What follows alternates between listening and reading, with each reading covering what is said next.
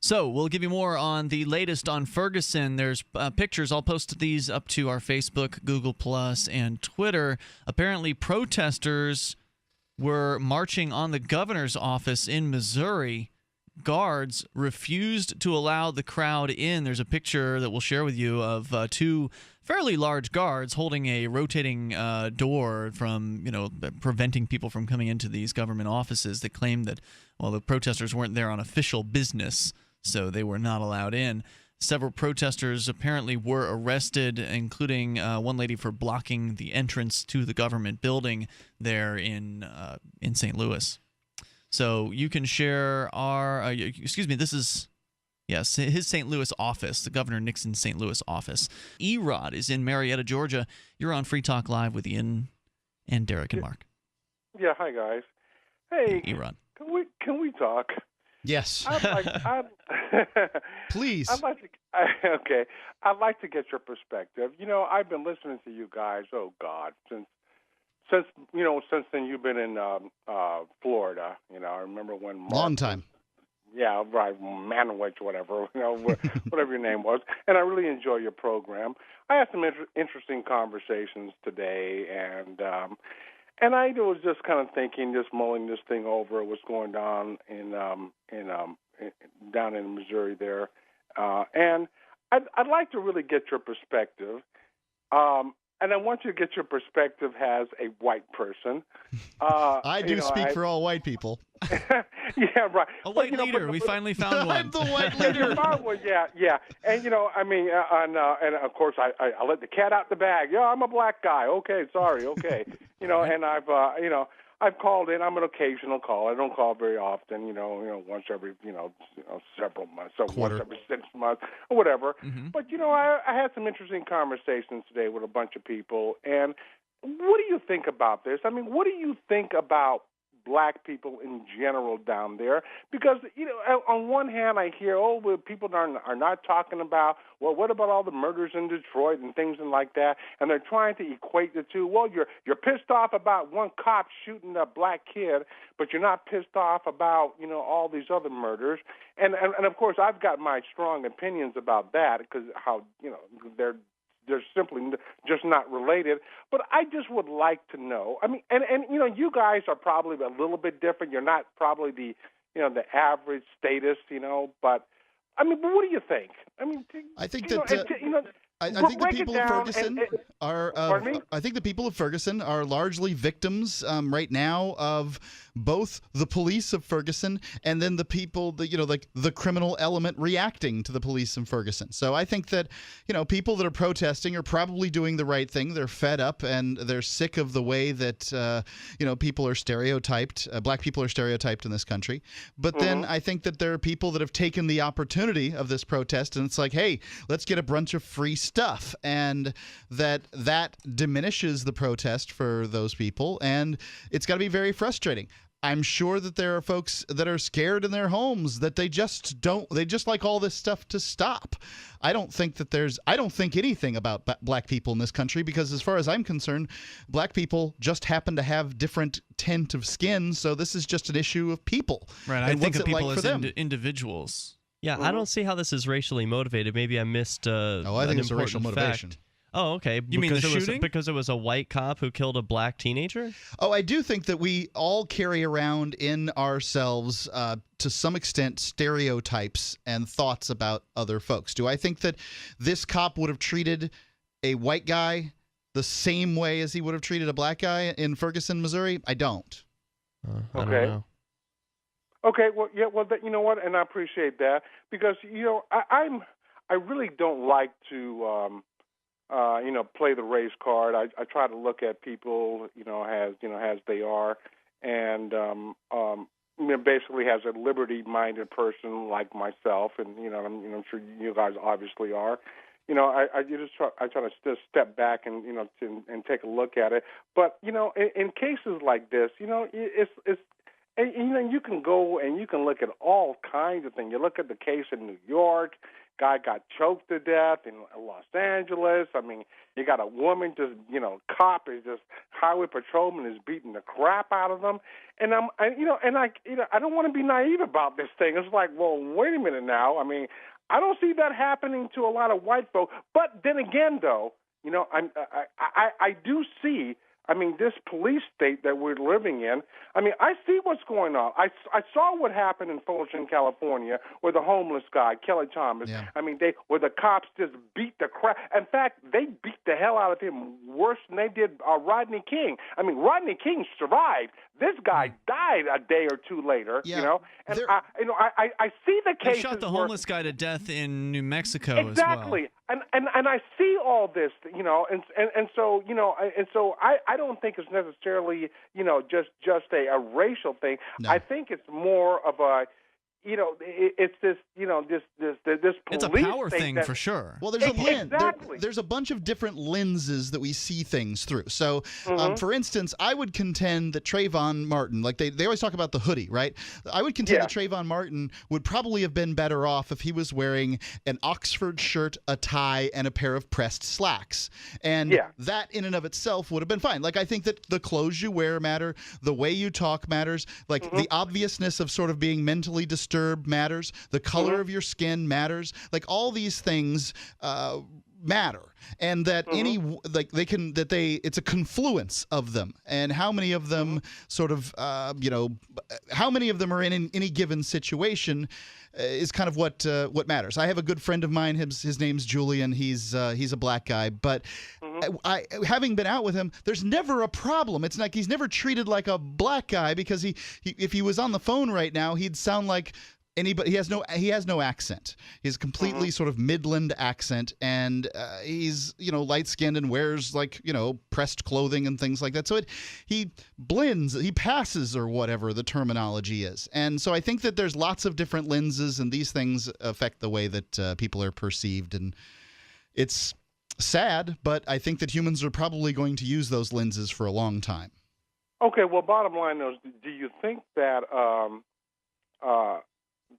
that there is a relationship, or not a relationship, but do you think that when people, because I've been hearing this all day today, is that black folks don't care when there's black on black crime, but they care about when the police that's a ridiculous statement. I mean, that whole idea. I think it's ridiculous. And here's my reason why: is number one, if thugs are, and when they kill other thugs, they're acting within character. They're a thug, and this is what thugs do. Mm-hmm. And police, on the other hand, they're supposed to be doing the right thing. They're not supposed to be killing.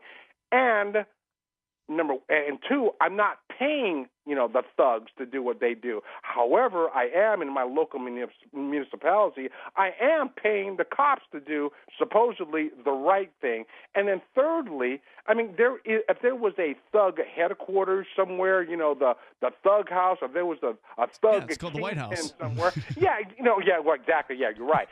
But if there was in this area, people would actually go out there and, shut them down. But in the black community, there are always people complaining about black on black crime, and they are actively out there doing something about it. But that's never heard in the media. They always put, you're just pissed off because a white cop shot a black kid. But you know what? Black cops shoot black kids. Absolutely true. So I don't even see the relationship. Well, but I guess my call and was those black cops are toting water for the man, just like the white cops are. They're all working for the man. I mean, that now you've got black taskmasters. That's the difference between the plantations of old and those of new. The newer plantations are large. They're larger than most people can see. A protest isn't going to do any good against criminals. A protest against the government may very well do something. And there's nothing wrong with, hey, pretty please don't shoot me just because of my color. There's nothing wrong with saying that. Yeah. So do you think, okay, and I know that, obviously nobody can speak for any group of people, and no group of people is monolithic in their thinking. But generally speaking, do you think that, is this the attitude, I don't know, within the white community, and again, it's so pathetic. What? Hold on, Erod. We'll bring you back here. Firm that question up, and we'll come back to you in just a moment. Toll-free number, the white community. Again, I don't know what that means.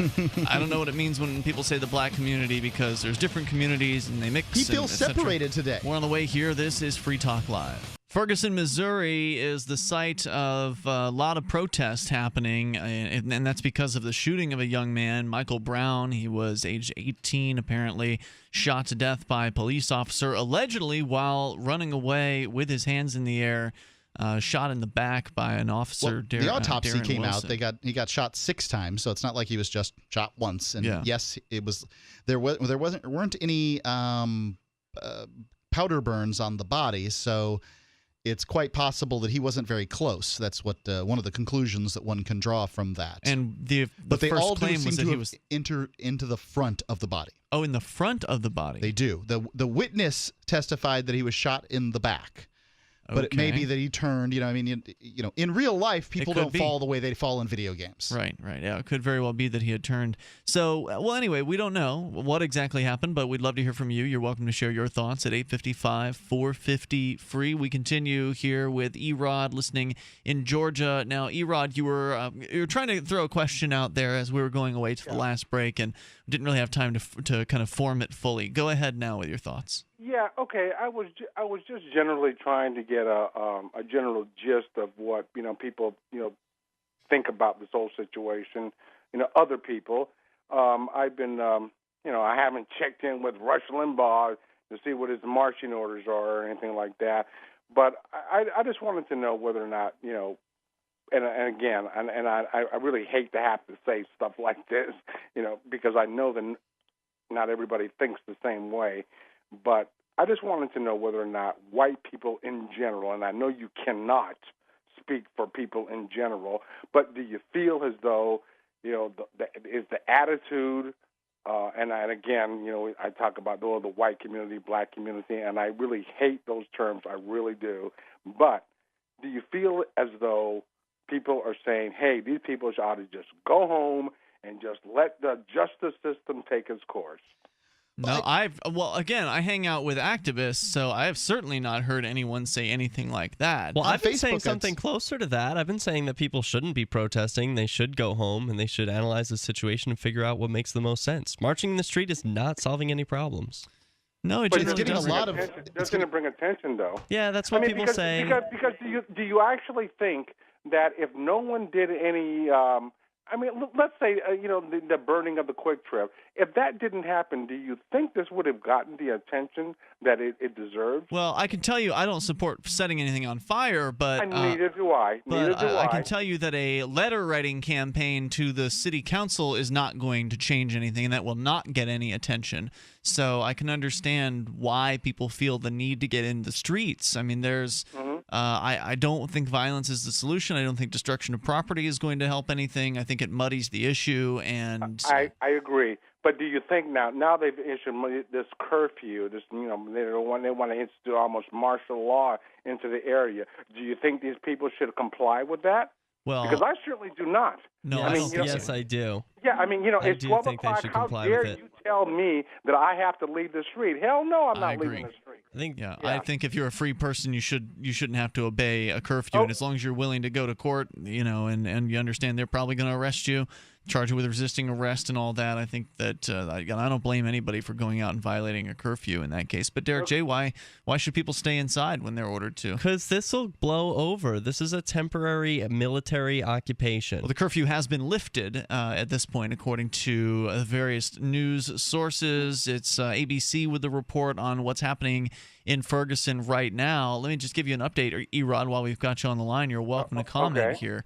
Missouri Governor Jay Nixon has ordered the state's National Guard to be deployed into the city this morning after another violent night of clashes between protesters and police over the shooting death of Michael Brown, which happened on August 9th. So it's been over a week at this point. Protesters have demanded that Darren Wilson, the officer in question there, be held accountable for shooting Brown. So again, bringing in the National Guard, President Obama appeared wary, claiming that he urged the governor to ensure the troops were used in a, quote, limited way. I spoke to Jay Nixon about this and expressed interest that if it was used, it would be in a limited and appropriate way. He described the support role they'd be performing, and I'll be watching to see that it's helping, not hindering progress. So rest assured, America, Barack Obama is going to be watching this, and that'll make everything all better. Yeah, exactly. Yeah, right. Yeah, like that's going to happen. Yeah. But you know what, though, and I guess lastly in closing, you know, I do appreciate the comments that Rand Paul made concerning the whole I'm not familiar with them. Oh, yeah. Yeah, Rand Paul spoke pretty harshly on the militarization of the police force, and that tanks and all this kind of thing should not be involved, and you know, and I really do appreciate that, particularly on this level, you know, being a member of Congress. But I just, I don't know. I guess I just wanted to get a feel of what you know, what other people. You've gotten the feel of what three white guys think about this. Yeah, I have no color. You know what? And you know what? This is probably not the right radio show to call in, because you know, you guys are liberty-minded, and I've been listening to you long enough to understand that. But I was just kind of hoping that, well, maybe, you know, there's other people in the street that you guys talk to, and so I disagree with Derrick J on this one. I think that it's fine that people are getting out in the streets. I think taking action is important, even though I agree with the critique that protests don't really ultimately do much of anything. I mean, it's not action, it's chasing your tail. As far as changing policy, it may not do much of anything, but I think that you can meet people at a protest who you've never met before. I think that it can Then have a get-together at a church, at a local venue. Don't march in the street. It looks desperate, and it's not a solution. Interesting. All right. But it brings attention to it. Lots of things bring attention to the issue that aren't useless. Do you think that this would have got national attention if the streets weren't exploding? We can all play the what-if game. We can use our imaginations to think of creative ways to draw attention to a situation that don't involve violence or useless marches. Erod, thanks for the call tonight, man. I appreciate hearing from you. Yeah, I mean, stay away from the violence. Obviously, I think violence is a bad idea, but I just, as jaded as I am towards marches and protests, and I'm pretty jaded towards them, I still have seen some value come from them over the years, in that you're bringing people together who might not otherwise be interested in going to a potluck dinner, and bringing those people out to meet one another, I think can help generate those ideas that you're talking about for whatever is next. Thomas Jefferson said, "Nothing gives one person so much advantage over another as to remain always cool and unruffled under all circumstances." It's not what I'm seeing at those marches. Toll-free number is 855-450-FREE. You can share your thoughts on Ferguson or whatever on Free Talk Live. Free Talk Live, 7 nights a week from 7 to 10 Eastern, live on the Liberty Radio Network at LRN.FM.